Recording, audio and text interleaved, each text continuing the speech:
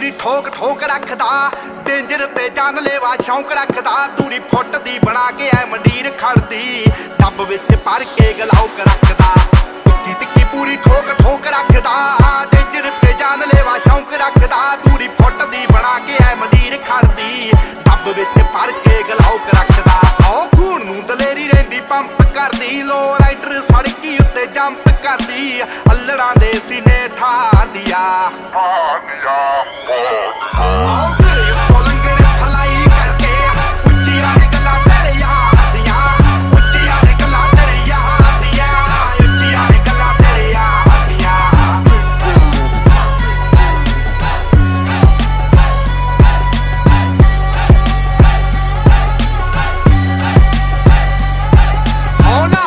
shine ਜਿਵੇਂ ਧੁੱਪ ਬੱਲੀਏ